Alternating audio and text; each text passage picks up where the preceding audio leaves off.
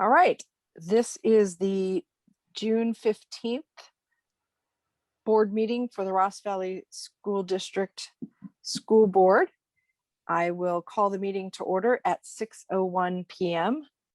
And our first order of business is going into closed session. We do have a quorum. We have all trustees present except for Wesley, correct? That's correct, yes. Okay, Yeah, so commitment. Yep. So all of the trustees except for Wesley are present. And our first order of business is to go into a closed session. We have several, are there any, let's see, any public comments for any of the closed session items? There are not. Okay, so we have a public employee evaluation. We have a conference with legal counsel on anticipated litigation for a special education program dispute. And we have a conference with real property negotiations on Deer Park. So we'll have those items in our closed session. So we can go ahead now and recess into closed session. At 6:02. At 6:02. Thank you. All right. Welcome to the June 15th Ross Valley School Board meeting. We are back in open session and it is 7:15. We will continue our open session with the Pledge of Allegiance. So if everyone would like to join me in our Pledge of Allegiance, we can go ahead and start in 3, 2, 1. Pledge allegiance to the flag of the United States of America and to the republic for which it stands, one nation under God, indivisible, with liberty and justice for all. Okay, and before we get into the content, we need to adopt the agenda with the time allocation. So I'll entertain a motion to adopt the agenda. So moved, Ryan. I second, Marie. Okay, so we'll do a vote. Ryan? Aye. Marie? Aye. Rachel? Aye. And Shelley? Aye. Okay. Now we are on to communications. So is there any? Yep. Sorry, Shelley, just to also note that Wesley, excuse me, is absent this evening. You did say that at the top of the meeting before we went into the closed session. Okay, so we do have quorum. We're just missing Wesley for tonight. Thank you. Okay, and communications, public comment regarding items on and not on the agenda. Marcy, we've got one. There's no public communications. Yeah. And board announcements. Are there any board announcements? Nope. Anything anybody wants to talk about anything related? Nope. Okay. Then we do have one correspondence or communication to the board that's different from public comment of non-agenda items. So that's in our board docs for anyone who's interested in taking a look at that. Yeah, it is actually two items. They're related. It was two. They were combined and made into one. And there was the comments or communications with the board that were received between 6:01 and 6:15 today. Great. June 15th, sorry. Okay. We have, in terms of reporting out from the closed session, the board did take a vote to resolve the special education program dispute, which was one dispute, and that was case number 2747316374. So that action was taken to resolve that dispute, and no other act. Yep. One trustee. Oh, I'm sorry, with one abstention. So we had quorum, we had a unanimous vote with one abstention. I guess that's considered unanimous, but one abstention. Thanks. And then no other action taken during that session, during the closed session. Okay, so moving on to presentation and action items. Marcy, would you like to introduce our new principal? Yes, very happy to. I'm glad to have Julie Harris with us this evening. Thank you, Julie, so much for joining. Okay, I'm so happy to be here. Thank you. Yeah, you bet. And as you all may remember, you approved the hiring of Julie Harris as the next Wade Thomas principal back on our May 18th meeting. And since then, we also we held a meet and greet with the staff and also the parents' families from Wade Thomas back on June 3rd. And we're very happy to have Julie here with us tonight. So you all have a chance to see her again, if some of you may know her and or meet her for the very first time. And glad to have Julie here. And just as kind of a refresh, this past year, Julie served as Director of Student Support Services in the Mill Valley School District. And prior to that, she served for 25 years in San Rafael City Schools as teacher and principal, specifically at Sun Valley and Laurel Dell. And we're happy that she has joined us here in Ross Valley as our new principal of Wade Thomas. And we know what drives Julie. It is her belief that all students can succeed regardless of their background or circumstances. And Julie's a leader who builds and maintains connections through communication, collaboration, and relationships. While at Sun Valley, her cohesive, systemic, and intentional leadership involving staff, students, parents, and guardians, and community partners cultivated a deeply connected school community. As an instructional leader, Ms. Harris is student-centered and focused on ensuring that all students receive rigorous, high-quality, research-based, and data-driven instruction and social-emotional supports. So we're happy, Julie, that you join us, and thank you so much for being here with us this evening. Thank you. I just want to tell you how thrilled I am to be here. I can't tell you how excited I am to get back to a school site. Some of us are meant to be things when we're born, and apparently I'm meant to be a principal. So it's just an honor to be in the Ross Valley School District and to serve with these amazing leaders and teachers and support staff, and to be able to be part of the community and serve the community. I'm extremely excited. And I have to tell you, it's sort of like a match made. I don't know what it is, but we had just this magical introduction with the staff, and I feel it's going to just continue to blossom with the students and the families and with all of you. Thank you, Julie. And you're more than welcome this evening to stay on if you wish. I don't know if any trustees have anything they'd like to say to you, but you're more than welcome to stay at the meeting if you wish. You don't have to exit. Okay. Thank you.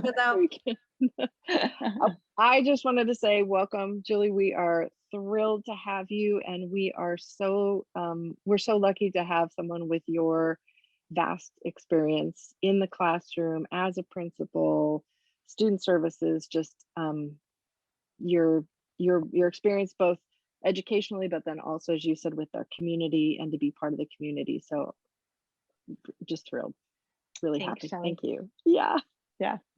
And I'm going to say a few words here. Julie, I'm glad we have worked together in the past. So I know you're already delighted to have you joining this team, the winning team, and the winning team. And on behalf of the committee of Wade Thomas, which is my community, I do look forward to see what how next school year is going to start. Like so exciting. And I think the community is definitely very excited to have a new principal, someone who is such a great breadth of experience. So welcome, definitely welcome. Thank you so much. All right, and you're welcome to stay as long as you want. And if you have to jump off for the evening with the family or anything, just you're welcome to do that too. So okay, no offense to anyone, but I do have a little family downstairs waiting for me. But thank you so much. Congratulations. Thank you. Thank you, Ryan. Thank you. Thank you, Rachel. We will see you. Okay. Thank you, Marcy. Thank you. Thank you. All right. Bye, Julie. Fine. Okay. Now we are on to our, let's see. We are on to the second review and review of I'm sorry, we're on to our second public hearing for the LCAP, for the review and of our LCAP. Is there anything specific, Marcy, that we need to say for this second public hearing element? Sorry, this is not a public hearing this evening. This is a Okay, recommended thank you. action. We held the public Got it. hearing on June 1. And so any comments, feedback, input has been incorporated in. And tonight is recommended action that the board takes action to approve our LCAP for the 21-22 school year. And Julia? Yes, so as we all know, the Local Control Accountability Plan, or LCAP, is a 3-year plan that describes the goals, actions, services, and expenditures to support positive student outcomes that address state and local priorities.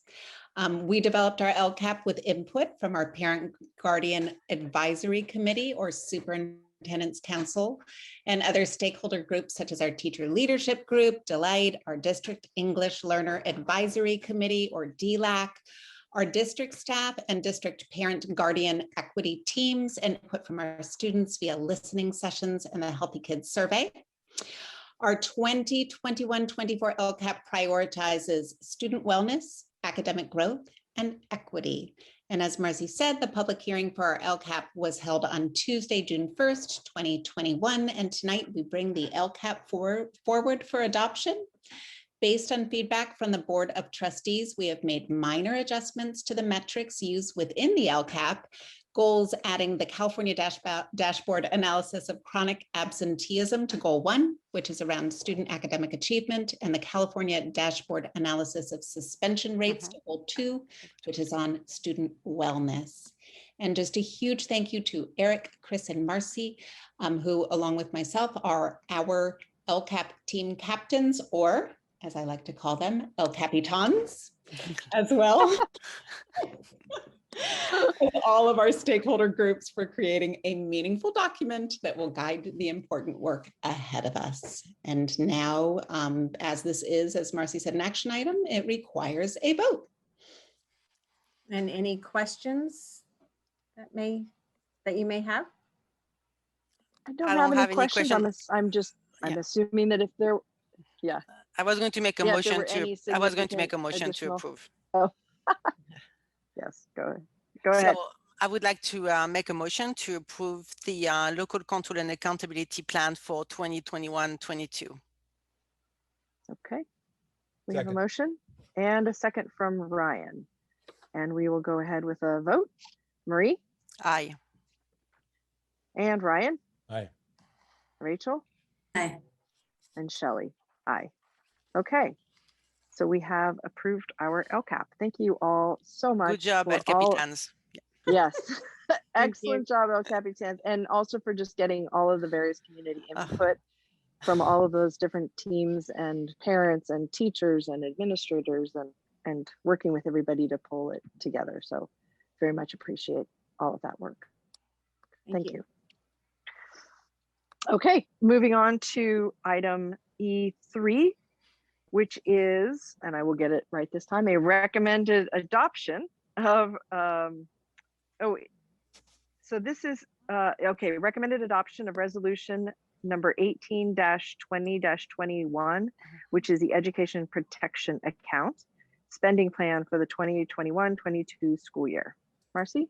Thank you. And this you have one anything is Chris's, to note on and this? so Chris will do a brief overview. Thank you this evening for the opportunity to speak regarding this item. This is actually a perfunctory item. Several years ago, when Proposition 30 was passed by the voters, it was in essence sold to the voters that education was going to be getting additional funding, when the reality was it was a sleight of hand. They gave it to us in one hand and took it away and provided those funds to other sources. But part of the requirement is to now notate the funding that they said they gave us, how we were spending it. And so that's what we're doing with this particular resolution and the spending plan. And so with that this evening, we're requesting that the governing board adopt resolution number 18-20-21, which would be approving that spending plan as part of the adopted budget as we move forward. Great. And thank you for that clarification. So it's part of the adopted budget, which is the very next item. So it's integrated into that. Yes. All right. Any other questions or motion on this item? I'll make a motion that we adopt the resolution. Okay. Second. So we've got a motion and a second for adopting the resolution from Rachel and then Marie. And we will go ahead and vote. Rachel, Aye. Marie, Aye. Ryan, Aye. Shelley, aye. Okay. Resolution 18-20-21 has passed. And on to item E4, the recommended adoption of the 2021-22 district budget and multi-year projections. And that would be me again. Thank you for the opportunity to discuss the adoption of the budget again this evening.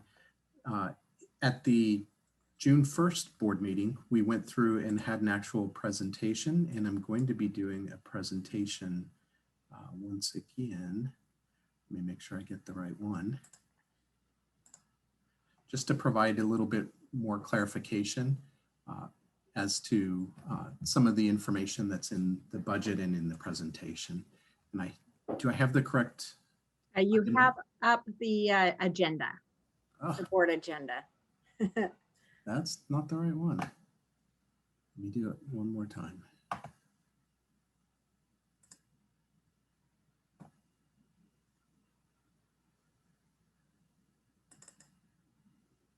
Is that the same thing? That is it. There That's we go. correct. Okay. Nope, that's it. Okay, perfect. So this evening we're going to discuss, let me see if I can get it to actually start working now. There we go. We'll be talking about the state of the economy as a whole, the state of California revenues and expenses, K-12 education, and our revenues, expenses, and our multi-year projections. In terms of the state of the economy, the reason it's important to discuss the economy as a whole is because that has a direct impact upon the state's budget and their tax revenues. And so when looking at it, the first thing that everybody looks at when looking at the economy is the gross domestic product, which is a measure of all manufacturing and service that's provided in the economy as a whole. And what's really, really important to note on this is those two bars that go down in Q1 and Q2, which are first and second quarter of 2020. And those are a direct result of the COVID shutdown. And then you see in that third quarter, a large bar going up. That's because the economy as a whole started to open back up. And so this is really important to note because COVID had that dramatic of an impact upon the economy as a whole. The other thing that's really key in our overall health of the economy is inflation and consumer price indexes. And what you note from this particular slide is there are really large increases in gasoline and fuel/oil, which would be like heating of homes on the East Coast. And you also see autos, used cars and trucks there, really large. And everything else is a little bit lower. But what ends up happening is there's a filter effect. What ends up happening is as gasoline and fuel costs rise, so too do all of the other sections of the consumer price index. So we should start to see increases in food, electricity, and other areas of our normal expenses. And so those will have impacts upon how we as consumers budget our funds, how we spend, what we spend on, et cetera. So that will have an overall impact upon the economy as we move forward. And there's some other mitigating factors, such as all of the funds that the federal government is putting into the economy.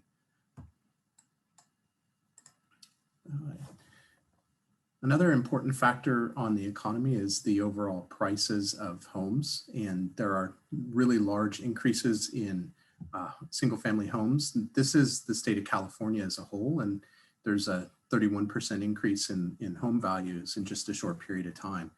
And so that has an impact on people's ability to afford other types of expenses as their cost of living goes up.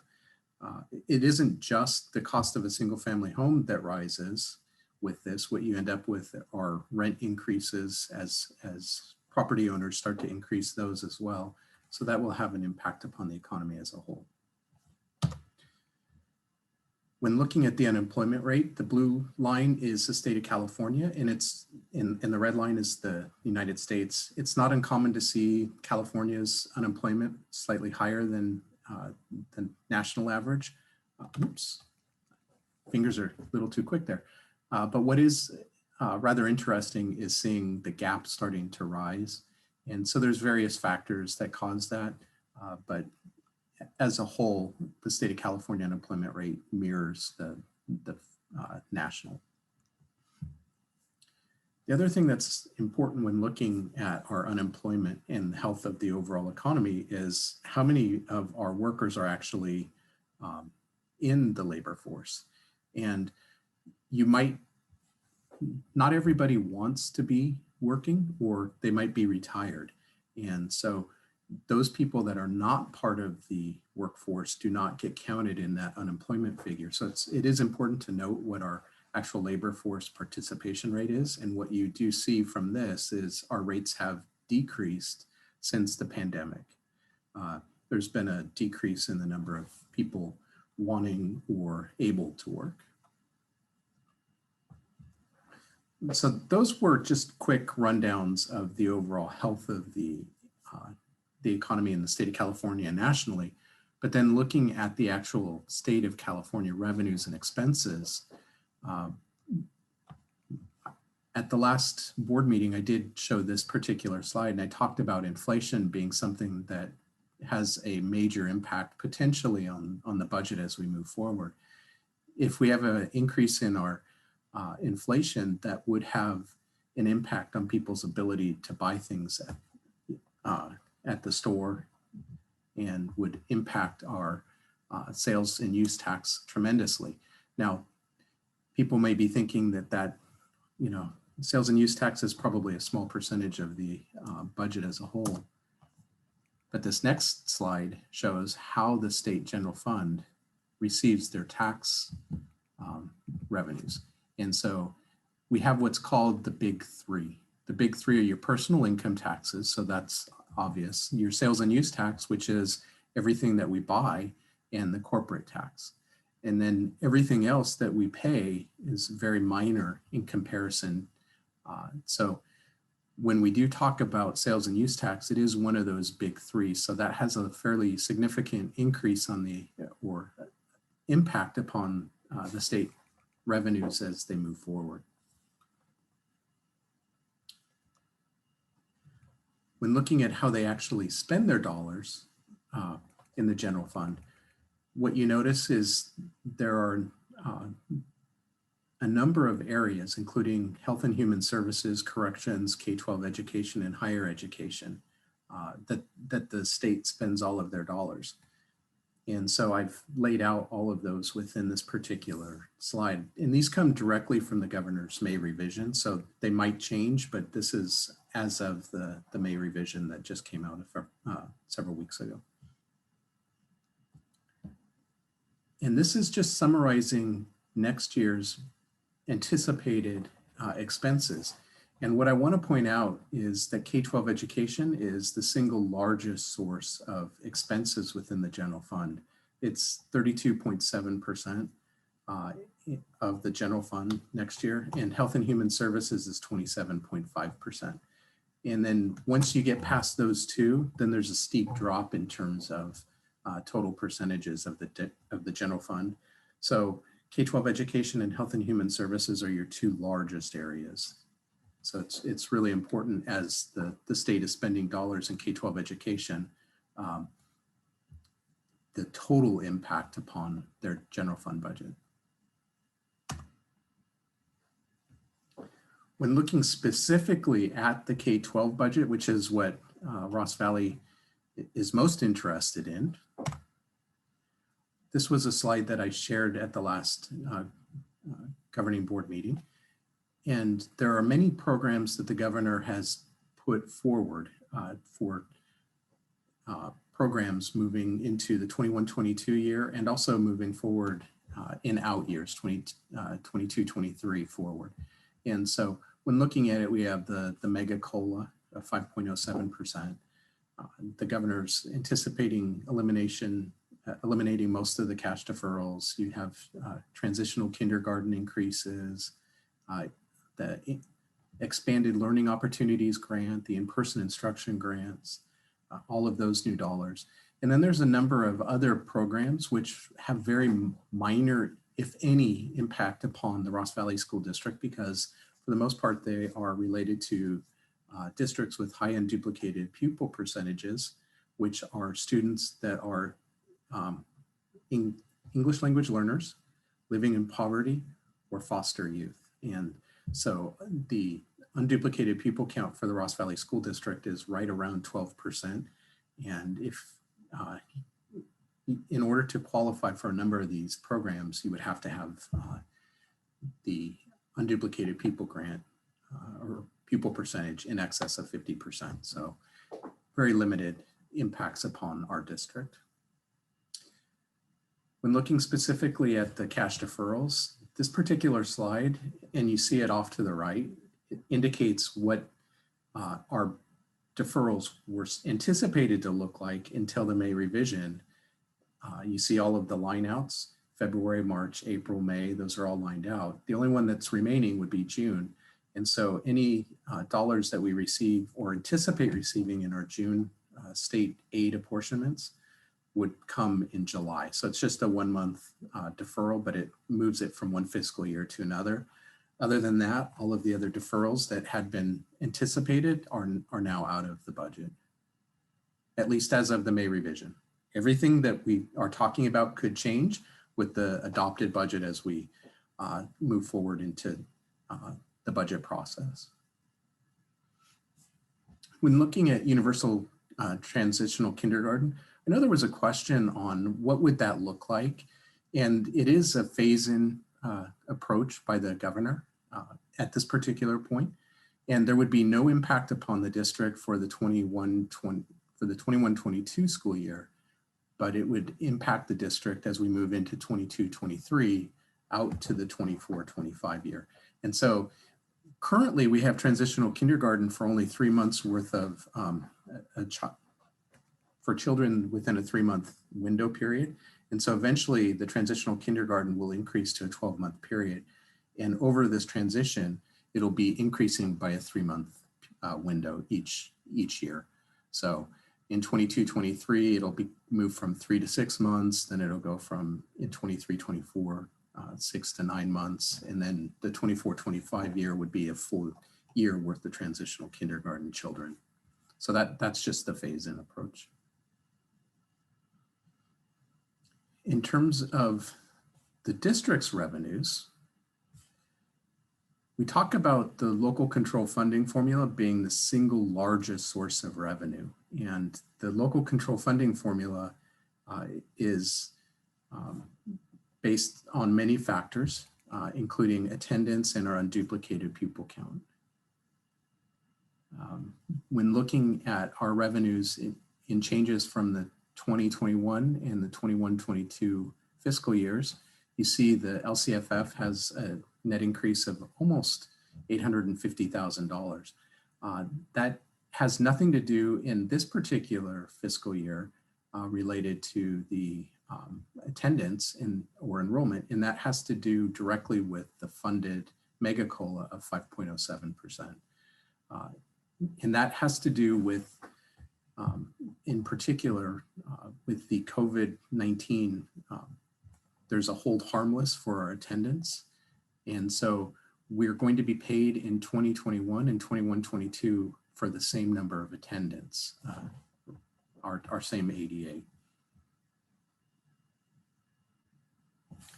When looking at the district's enrollment, I know there was a question on what does our enrollment and attendance look like.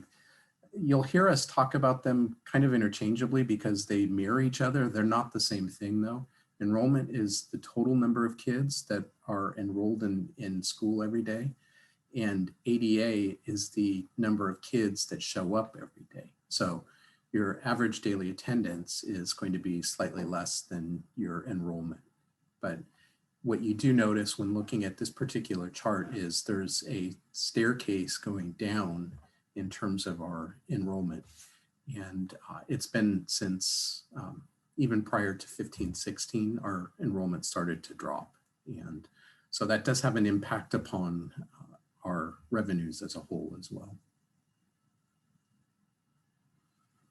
And this particular slide we did share at the last board meeting as well. And with this, you see the our attendance. You see the funded ADA of 1969 right here. And then moving forward into 21-22, it's the exact same attendance. And if I had another fiscal year, 19-20, it would be that same ADA for our P2 attendance. So we're basically being funded based upon our 19-20 ADA. And normally it would just be a 1-year hold harmless. And right now, because of COVID-19, it's the 2-year. But as we move forward into our multi-year projections, the district doesn't just provide a budget for the 21-22 fiscal year.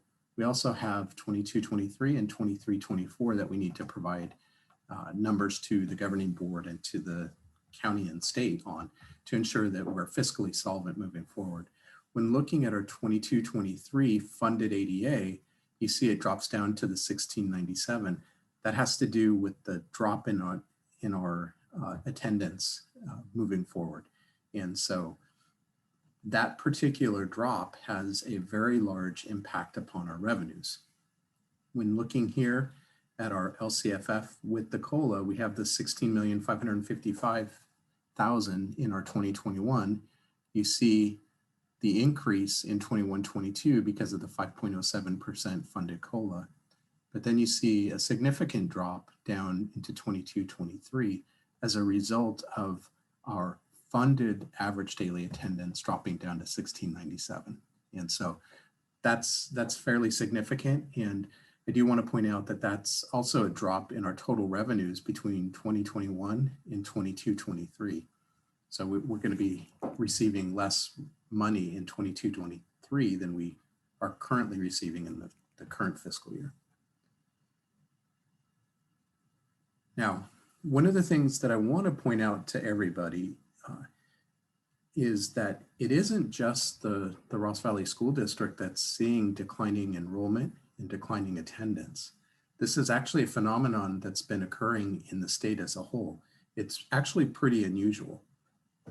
Normally, you would expect the state to see 1% to 2% growth every year in attendance and enrollment. But the last several years, you're actually seeing a decline. And in 2021, it was a fairly significant decline. And so we just happen to be a microcosm of that. And with the Ross Valley School District being a state aid funded district and dependent upon attendance versus community funded districts in the county, many of them, most of them in fact, their revenues are driven off of property taxes. And so the property taxes aren't seeing the drops like the attendance. And so when comparing districts, that's one of the impacts that we have. And then another question that I wanted to respond to was one of the board members was asking about, well, if we get more kids, it's formula driven in terms of how much more money would that mean to us? So if we increased our enrollment, and it's one of those loaded questions because it's based upon, when you do the calculation, you look here, you'll see I have average revenue per ADA for 22-23 of $9,156. Kids aren't necessarily average though. That would mean that every one of these 100 kids that we're talking about came in exactly the same form that we have in the current LCFF calculator. And that would mean at the exact same grade levels, the makeup of them. and also the current unduplicated pupil count. And it doesn't happen necessarily that way, but this is the best way to be able to calculate, and really the only way. And so if we had 100 additional children, that would mean $915,000 more in revenues. But if we had 100 more children, on average, assuming that the children come in nice, neat buckets as well, you can have them all in one classroom, or actually in this particular case, 4 classrooms, 25 students to 1. And so you would only have to hire 4 teachers. Now, when looking at this, you also have to assume that when you're hiring teachers, you have to assume a certain salary. And so what we've done is just assume that it's at step 4.3 in the salary schedule with salaries and benefits. And when looking at that, that would be $87,689.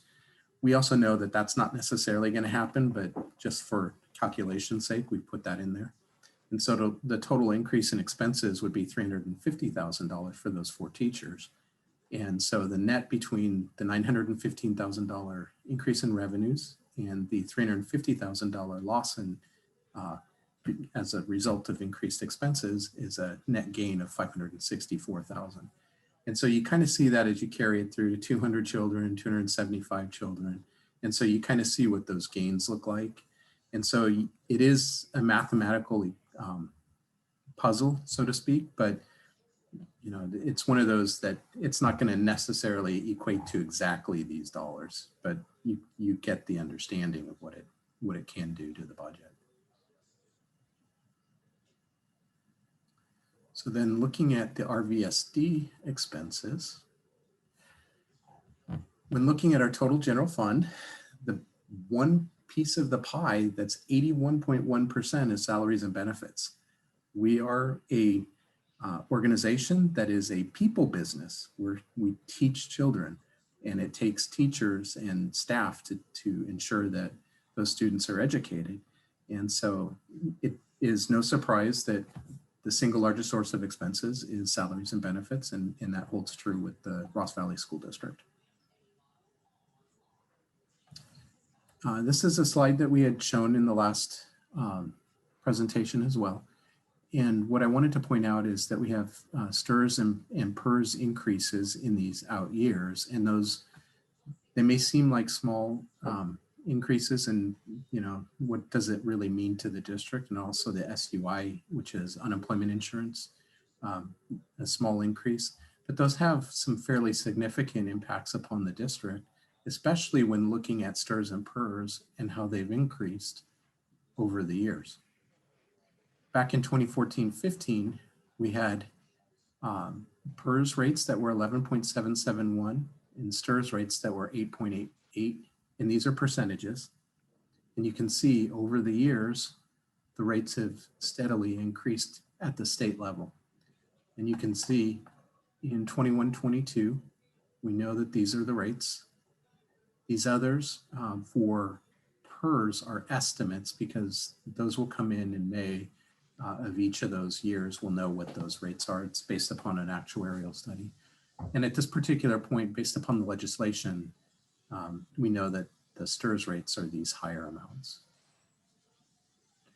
And still, percentages don't necessarily compute when looking at it or thinking about it in terms of expenses. So I wanted to show you what those expenses look like in the general fund for STRS and PERS costs. And when you see it this way, what you notice is that between 2014-15 and 23-24, our STRS and PERS costs will have doubled.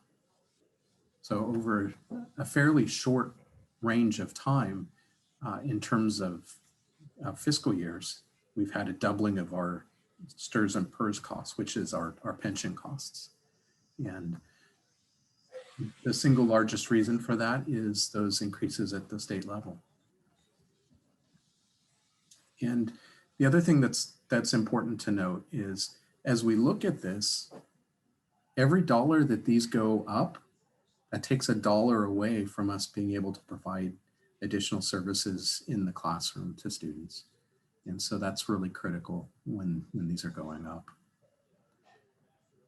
This next slide is an attempt to kind of share how the increase in revenues doesn't necessarily cover those STRS and PERS increases.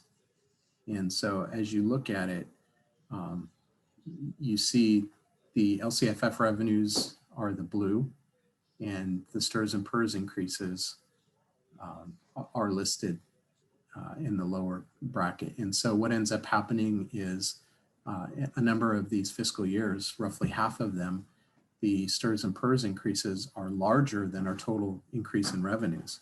And so that doesn't even take into consideration all of your normal cost increases, such as step and column costs, because staff have salary schedules and they move up in their salaries each year. Doesn't take into consideration that. It doesn't take into consideration any of those consumer price increases that are happening out in the economy as well. So it just has, as we look at this, these STRS and PERS increases have pretty serious impacts upon a budget of a district such as the Ross Valley School District that is in decline in terms of enrollment. And so finally, what I wanted to share is our multi-year projections. And in the current year, we should close out at 16.2%, and we're estimating an increase in our reserves for 21-22 up to 18.56%. Keep in mind that we have the one-time bump in our revenues as a result of continuing to be funded at that higher average daily attendance rate because of the COVID hold harmless. But then you see the drop in our fund balance in 22-23 and then into 23-24. And so at this particular point, our reserves would be under the 10% threshold, which is the governing board's policy to stay at 3% plus an additional 7% for a total reserve of 10. We are slightly less than that. So I just wanted to point that out to the governing board. And I know there was a little bit of discussion at the last board meeting about that as well. And so. Okay, well, are there any, I know that we've gone through this and it's, again, because there may be people watching tonight. I know most of this we went through last time, but I appreciate the kind of review for anyone else who may be attending tonight that didn't attend last time to really get a good overview of where we're at on our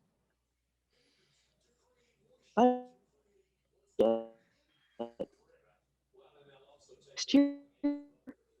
And Shelley, and forward on approval of the budget. Shelley, maybe turn your Yes.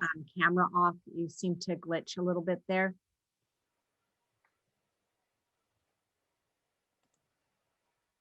Okay. Oh, that's better. Is that any better? Yeah, and it may just have been Okay, a temporary, great. you know, Okay. for a minute problem. Okay. Okay. All right. Is there anyone who has any questions? Any trustees that have any questions on the budget before we move forward? No, I have no question. A lot of discussion that was happening last time. So I think all my questions were Okay. addressed last time. Great.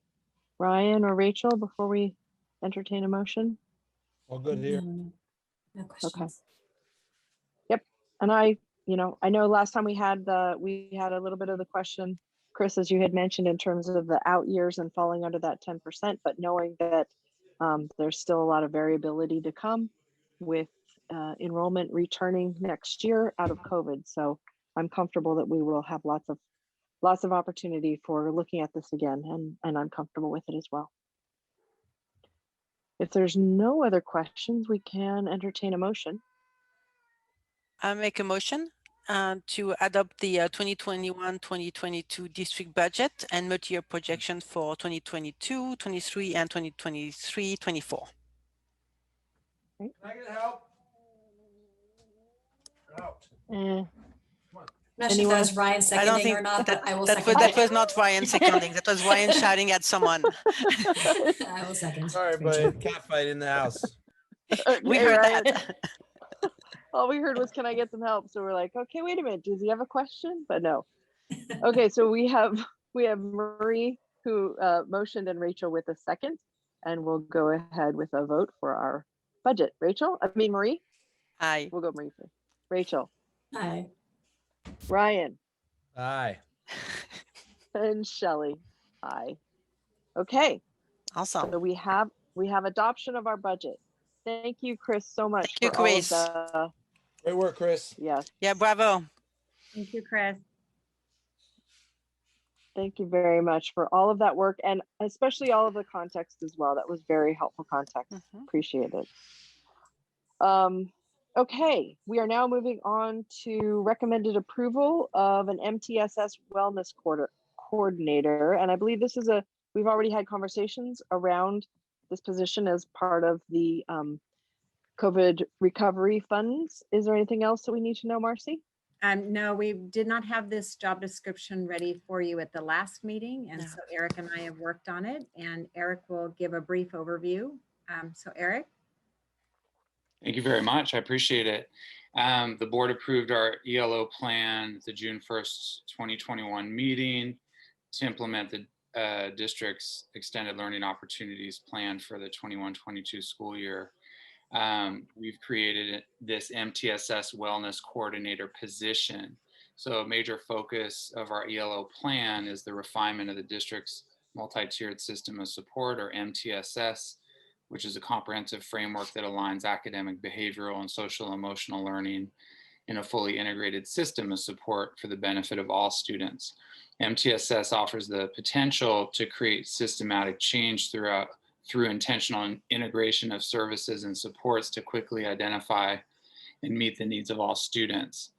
The MTSS Wellness Coordinator position will collaborate with principals, the Director of Student Services, and support staff to develop and implement Tier 1 and 2 of the MTSS in areas of social, emotional health and wellness to support students, families, and staff. I wanted to know if the trustees had any questions about the job description we've proposed tonight before your potential approval. Any questions? I know I appreciated having this job included in the plan because I think kind of recovery for next year and having the focus on wellness is very welcome for our students as they come back, because the impacts of COVID are going to go on even after the students all come back. As wonderful as they're going to feel, they're going to still have that impact. So Thank you. any other questions? All right, entertain a motion. I'll go ahead and make a motion. I'll make a motion to approve this MTSS Wellness Coordinator position. I second. I'm sorry, just want to, it's the job The job description. description. Job description. Yeah, you did approve the position through the ELO plan adoption Thank at the you. last meeting. Yep, today's the job description. So we're just the job description. Okay, so the motion was to approve the job description. Marie, was your second Our job second description? approving the new certificated job description for the MTSS Wellness Coordinator. Great. Indeed. Okay, so we'll go ahead and take a vote. Shelley, aye. Marie, Aye. Rachel, Aye. and Ryan. Aye. Okay, thank you all. Looking forward to getting that person in there for next year. Thank Thank you. you. Item number 7. Number 6, sorry. Sorry, item number 6. And Marcy, you had mentioned that there was a series of resolutions that we were motioning all together. Is that where we are at? Yeah, no, that's number 7.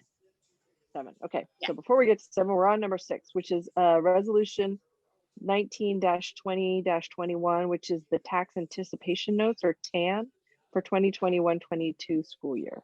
And now we move back to Chris. So it sounds like a Chris thing. It is. Thank you for the opportunity to discuss this with you this evening. This particular item would be to adopt the resolution to provide temporary borrowing at the county level should there be a need that arises. And what this does is it prevents the district from having to go out and issue a tax revenue anticipation note where there would be additional costs. Just as you have, in essence, what happens is there are periods of any district's budget where your cash might be a little low. It generally happens for a state aid district right around the November period, where should that, where you would go negative potentially and need to borrow cash. And through a tax revenue anticipation note, you would have to actually go out onto the open market and incur borrowing costs. With the TAN, what it does is allows us to go negative. The county then just takes any interest income from us for the short period that it would be needed for. And it's just it's one of those things that districts put in place just in case. We had it in place in the current year, and I'm not sure we have actually used it, but it was there in case there was a need. Great. So There's Chris, no is it, questions. oops, Go ahead. is it accurate to kind of to compare that to a line of credit that you use or you don't use, but you have it just in case?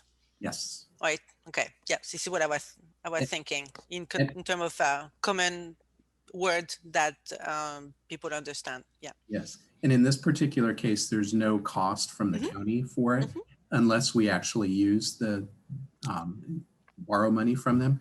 And in that particular case, the only cost that we would have is just the loss of interest income go back to the county. Great. Okay. Ryan, Thank you. did you have a question?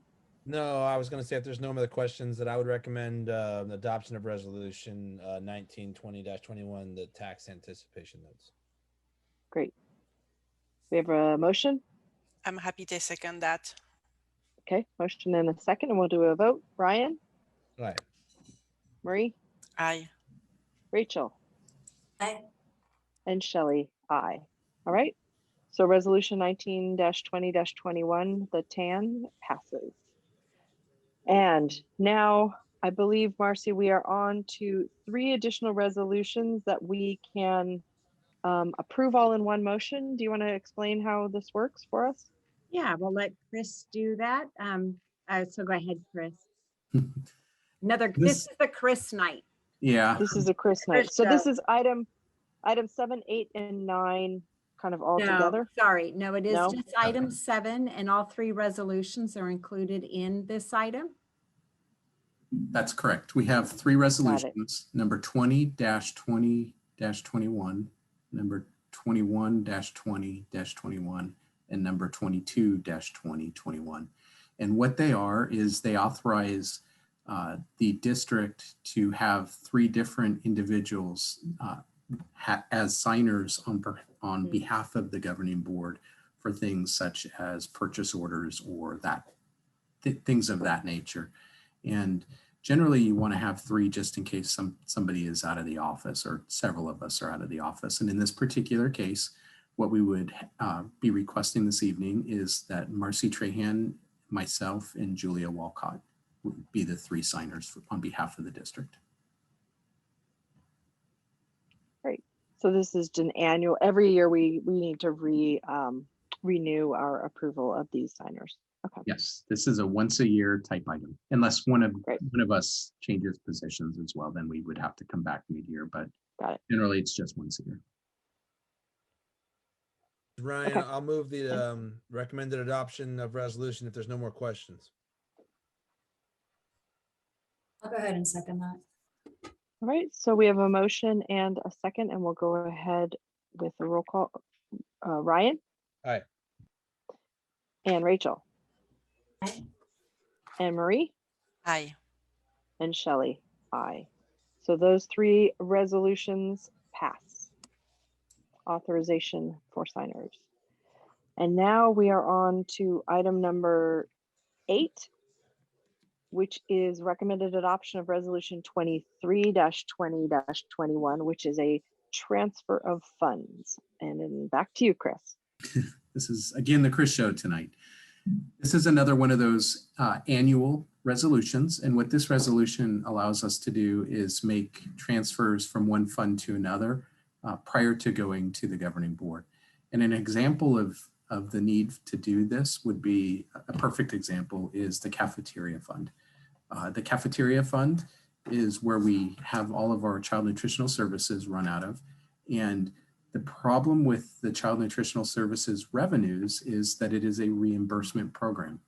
And so what ends up happening is, and at the beginning of the year in particular, you might go 4 or 5 months before you receive your first check for the fiscal year, and you've incurred expenses for those 4 or 5 months. And so what you're doing is you're making a transfer of funds as a temporary borrowing just between the general fund and the cafeteria fund. And this particular resolution allows us to do that prior to going to the governing board. Great. All right. Good explanation. Any questions, Marie? No question. Definitely in favor of that. So I Go for it. recommend you. Yes, I definitely make a motion to approve the resolution 23/2021 of transfer of funds. Motion. Second, Ryan. Great. Ryan, second. And we'll vote. Marie? Aye. Marie, do you want to? Ryan? Aye. Aye. Oh, sorry. Rachel? Aye.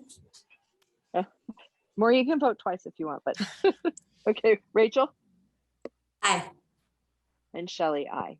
All right, so the transfer of funds resolution 23-20-21 passes, and our final resolution of the evening before we get to consent is recommended approval of declaration of need for fully qualified educators for 2021 school year.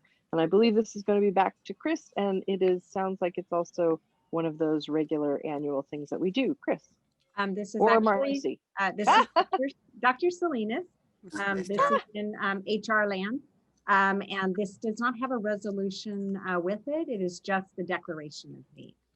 And go ahead, Okay. Esther. That's right. And we will follow the pattern of an annual recommendation that we come forward. The only slight difference with this one, however, is that this one we brought to you back in May. But since May, the California Commission on Teacher Credentialing has created a new form. So last May, or last month, you approved it on an old form, and now we have a new form. And so that is what's before you. And as you may recall from the May meeting, is that the declaration of need is there to say that Ross Valley will continue to make efforts to recruit fully qualified teachers in all of our open positions, but sometimes they are difficult to find. And so therefore we put forward this declaration and submit it to the CTC. And with that in place, then we are allowed to hire teachers who may not have completely finished their credentialing program. And so this allows us to hire them on a permit, for example, a university intern permit as such. So that's the difference between what we brought forward to you in May and now bringing forward to again is just the form. Do you have any questions about that? I think I don't have any questions, and just appreciate how much all of you staff are on top of all of these, bits and pieces with forms changing. So thank you for staying on top of all of those administrative shifts around for us. Thank you. Mm-hmm. Anyone want to make any other questions or entertain a motion? If not, anyone care to jump in? So moved. Okay. I second. Motion and a second and a vote. Ryan? Aye. And Marie? Aye. And Rachel? Aye. And Shelley? Aye. Okay. Made it through. Thank you. And now we are on to consent. So we have 5 items on consent. Does anybody have any questions about consent? Clarifications? If not, we can go ahead and approve them all in one motion. Nope. Not hearing any Marie? questions. No, Marie? Yep. no question. I make a motion to approve all consent actions 1, 2, 3, 4, and 5. Second that. All right, we've got a motion and a second. So let's do a roll call vote. Marie? Aye. Rachel? Aye. Ryan, Aye. and Shelley. Aye. Okay, so consent items have passed. And we are on to board business with committee updates and reports from trustees. Do we have any? I know we've had a couple of meetings here relatively close. Does anybody have anything to update us with? I do not. Rachel? Nope. And Marie, none either. None either. And Ryan? Ryan, do you have any committee updates or anything? I do not. No committee updates. Okay. Well, then, do we have any, Marcy, is this normally when we do cabinet? Oh, there we are. First we have to do the approval of the meeting minutes and then we go to cabinet. Sorry, jumping ahead there. Okay, so no additional board business or committee updates. We have meeting minutes for June 1st. Are there any edits or amendments to the June 1st meeting minutes? I looked through them and they looked accurate to me. So No I'm gonna make a changes. motion. Okay, no changes. I'm gonna check in with Rachel, see got the I details on defer that. to Okay, Rachel. all right. Well, hearing nothing from Rachel, then I'm gonna make a motion to approve the meeting minutes for June 1st. And I'm going to second. All right, then we'll go ahead and do vote. Shelley, aye. Marie? Aye. Marie, aye. Rachel? Yes. Aye. And Ryan? Aye. Okay, now we can do the superintendent and cabinet updates. All right, thank you. I know we've heard a lot from Chris tonight. Chris, are there any other updates from the business department? The only thing I Please wanted no. the only thing I wanted to say is that we are now at the business end of the school year as it relates to the maintenance and operations and custodial department. And they're really working hard on getting the schools ready for the opening of school already. Everything started all over again and nothing else. Have a nice evening. Thank you, Chris. All right, and Julia has jumped off this evening because both of her children are in town. It's a rare occasion, so she wanted to spend some time with her family. So nothing from Julia this evening. And Esther, anything else from Human Resources? No other than to add the great effort from the team here to launch both Summer Climb as well as ESY. And I'm sure Eric may want to take a moment about that, but it is a concerted effort in HR along with all of our colleagues. Thank you, Esther. Mhm. All right, and Eric, any updates from Student Services? Absolutely. As Dr. Salinas said, getting our extended school year or ESY program underway this week for 4 weeks, 19 total days was an incredible team effort with HR, with business, and of course with our amazing staff members that stepped up. Teachers Sarah Hom, Stephen McCrae, Greg Di Giacinto, to name a few. We were able to staff a program that is able to serve every kid that has this as a service on their IEP. And that is approximately 40 students across our district. We have 3 classes at Brookside, including our preschool, which started today, and the 6th through 8th graders at the middle school. And I've been out and about the last 2 days, and it's really inspirational. And to see the difference from last summer when we had 1 classroom with Ms. Hom, 10 students, to now is extraordinary. And a critical and necessary support for these students, not just in terms of their academic learning, but in terms of their connection to school, to each other, their deeper well-being, and very grateful for the outside parties we've been able to contract for coming on board to be a part of this team. It really is very special, and a great ending to what's been a really challenging year.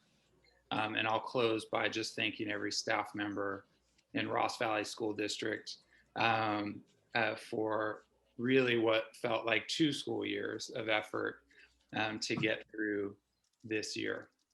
So I'll be excited when we come back for future board meetings to share some stories and images from extended school year and also summer climb.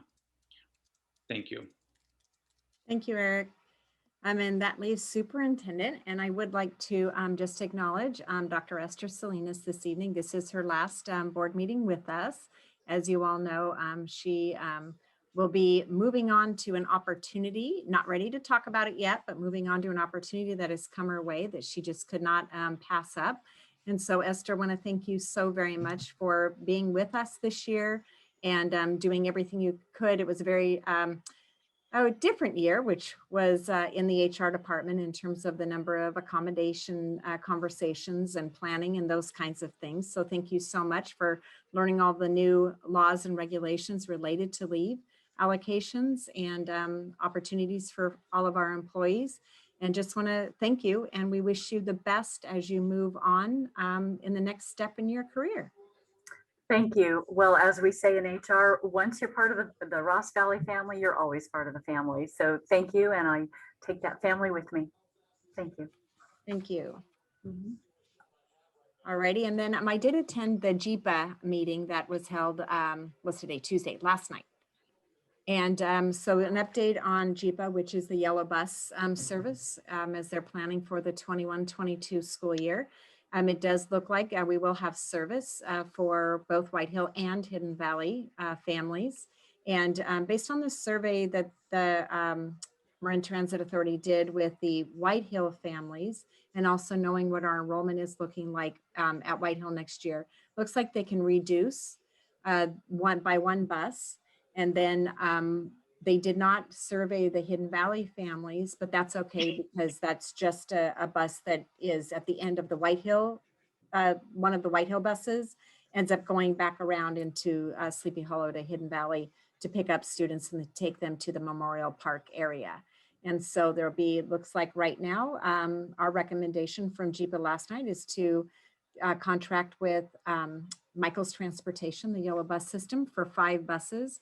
And then also as part of the various scenarios that were presented to us, one of the scenarios, they were able to still make the budget work with being able to offer families whose children got the very later buses would be able to be offered somewhat of a discount for taking those. So they're hoping that there will be some families that will opt for the later bus.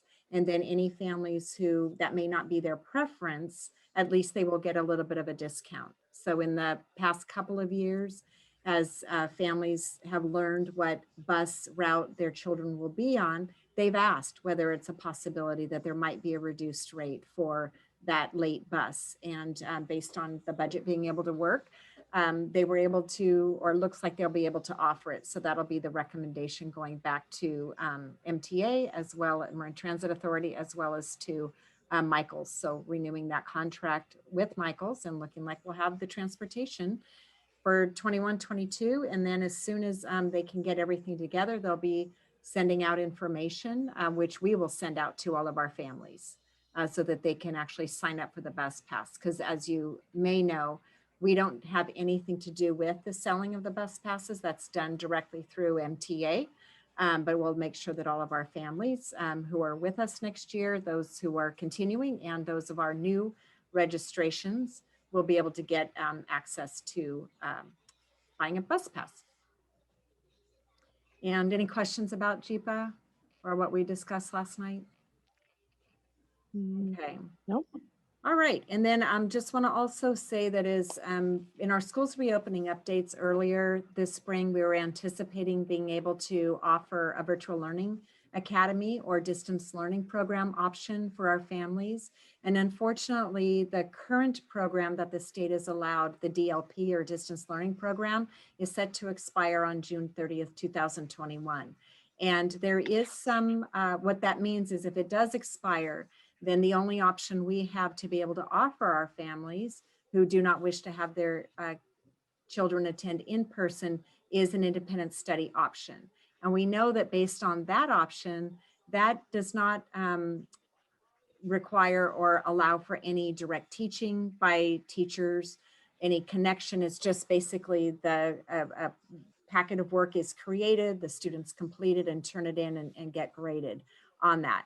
And so what some members throughout the state, like for instance, in the California School Boards Association and other areas that are concerned about being able to provide something for students, they are asking the governor to consider some kind of an option that districts can offer. So we're waiting to hear if that will be part of what we're able to do. But if not, for any families who are not ready to have their kids return to school in person, at least we have the independent study option for them. So we'll keep you updated, and when as soon as we know more, then we'll be sure to let you all know, whether that's at our July 20th board meeting, if we have that one, or at our first meeting in August, which I believe is August 3rd. So we'll be planning accordingly. And then was able to attend last week all of our promotions and graduation ceremonies. They were all fantastic. It was so awesome that we were able to do them in person. And it was wonderful to see, with all the planning, that families were able to attend to cheer on their 5th grader or their 8th grader who are moving on to either the middle school or on to high school. And they were all just so fantastic and wonderful to hear the students talk and speak, and also to be able to see them get up and get their diploma for this 2021 school year. It was just awesome. And it just really gives us kind of that semblance that we are going to be able to return in person. And as of right now, there doesn't seem to be anything that's going to get in our way or hold us back. The way the pandemic is going, we're continuing on in a great way with the numbers. And so we just anticipate a full return, as we have been planning for a couple of months now. And then also, as Eric talked a little bit about, he mentioned ESY. And also, as you know, for the first time in a very long time, we are offering a summer school program we're calling it Summer Climb. And Matt and Maria are the principal and assistant principal of White Hill, are the summer school principals, Summer Climb principals. And that's a kindergarten through 8th grade program, all being housed at White Hill. And we have a number of our teachers, 9, if I remember correctly, as well as some of our classified employees and who have taken on the positions to help support that program and help it run. And also, we didn't have enough of our in-house classified employees who wanted to take on the instruction specialist position. And so we did hire some folks from outside of our district. And it's great. Matt, today was the first day with kids. Yesterday was a planning day for all of the staff. And today, first day with kids. And Matt said that the kids were just so excited at the end of the day, that the number of kids who are attending are approximately 60, but there are some families who are on vacation and they do plan to send their kids when they return. And he thought also that based on how excited the kids were for their first day today, that they'll probably, that'll get around. And so some of the other students who were recommended may take us up on that offer. So that program, just like ESY, will be running through July 9th. And very excited to be able to offer it. And as you all know, that program is funded through the approval of our ELO plan. And so thank you. Just looking forward to seeing the kids, and especially the focus of that program is to help them get excited about coming back to school. Most of them have already been in school, but some participated in VLA through the end of the year. And so to help them feel comfortable being back at school and know that school, with having been away from it for so long, just is a great place to be, and knowing that they will get some skills that maybe they missed this year, help them regain some of those, and just to get that confidence socially, emotionally, as well as academically, to come in on the 21-22 school year very strong. And then last but not least, our MTSS. So you all approved the ELO plan, as I've mentioned a couple of times this evening, and you approved the job descriptions for a lot of our MTSS support positions. We have a MTSS partner, which is a tier 1 type of a coach and support for all of our teachers, those positions, and also our intervention specialist, and then we also have another EL teacher we're adding at Manor School, and we hold those interviews tomorrow. So we had a great number of in-house employees apply. And so we won't, as it looks like now, won't need to advertise outside for those. We'll be able to fill completely from within. And of course, all those positions will be offered contingent upon being able to backfill that employee's regular position. So for example, we can't do without a classroom teacher. And so in the event that we're not able to backfill whichever teacher who's applied and will be interviewing for that position, we'll need to just hold that out contingent upon being able to fill their job. But that we're very excited about. We hold those interviews across 2 days, tomorrow and Wednesday, or sorry, tomorrow is Wednesday, tomorrow and Friday of this week. And then we'll be moving forward on that. And then now that you've approved the MTSS Wellness Coordinator position, we'll begin advertising for that tomorrow and get moving on filling that position as well. So with that, it was a wild and crazy 2020-21 school year. But overall, as I look back on it, it was very rewarding. And hopefully next year, we don't have so many changes that we have to do. But we will, throughout the course of this summer, be planning for the possibility of fire days or PSPSs, any bad air days or anything else. And let's hope for rain for next year. And maybe we'll have to plan for flooding, but we'll have all those plans ready. And our goal is to not have to close school. We don't want to do that. I think we have a lot that we've learned from the pandemic and having COVID-related school activities, and so keeping school going. But of course, if we have a PSPS and there's no power, then of course we don't have any internet. And so we won't be able to just shift like we did with COVID back and forth between an in-person and a Zoom or a distance learning type of a program. But we'll be planning, and hopefully everything will go well and we won't have to use any of our makeup days that are scheduled for next year in the event that they're needed. And with that, I just want to thank you all for finishing out your first semester as a trustee. So congratulations, and thank you so very much for being here to support all of us in Ross Valley. Without you, we would just not be the same. We know that we can always trust all of you to keep in mind every single one of our students and our staff and our families in Ross Valley. So you hold a very esteemed and very necessary role in our district. So thank you all. And want to thank Wesley, who's not here with us tonight as well. And actually Ryan and Wesley, they're into their fourth, going into their fifth, whatever, semester. You've been here for 4 years plus. So thank you all so very much for everything that you do on behalf of all of us in Ross Valley. And I think with that, that's it. All right, well, thank you. Thank you for all of that. And I just have to say, ending this school year, going to those moving on ceremonies for those kids was just, I was so appreciative that we all got to end, and especially that the kids got to end it that way, with that in-person moment of coming together and being together for the end of the year. And I know the extra effort that was required to make that happen after such a crazy year and all those changes. The staff were just amazing to actually put that in place with all of the stuff that already goes into the end of the year, but then to turn around and put in that extra effort to make that special moment happen. Just so appreciated for all of those kids to be able to wrap up the year like that. So that was amazing and wonderful. Thank you. Thank you. Any other questions or thoughts on the wrap up here? I'll try to keep it pretty quick here. It's an unprecedented time in human history, and it's an unprecedented time for a new superintendent who I think Marcy did an amazing job, and an unprecedented time for teachers, parents, kids, staff, just everything all around the board. And the fact that we made it through this together is a testament to great leadership from Marcy's team and all the people that make it work. And it's important to recognize that this wasn't easy, and it always looks easier when you've weathered the storm.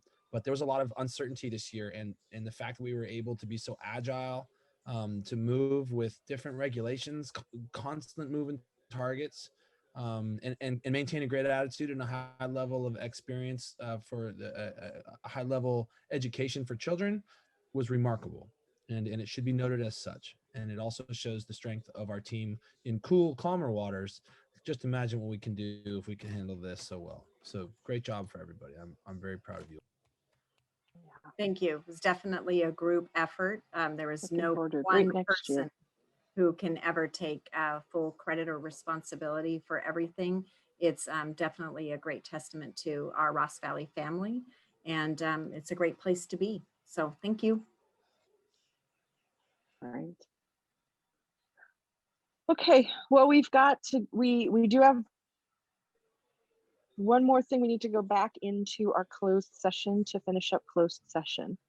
So we will go into the continuation of our closed session. We will come out of that. We will come out of that closed session with any action taken, although I believe it's just a discussion. It's just a discussion item. So there isn't an action item in the closed session, but we will come back out afterwards just to close out the meeting and adjourn. All right, thank you. So I will, recess into continuation of closed session. All right. 8:34. All right. We are continuing. We are coming back into open session, public open session after a closed session. It is 9:34 p.m. And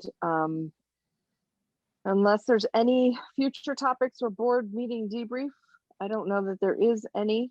Is there anything else that any of the board members need to discuss for this meeting? Oh, happy If summer. hearing none, Happy happy summer.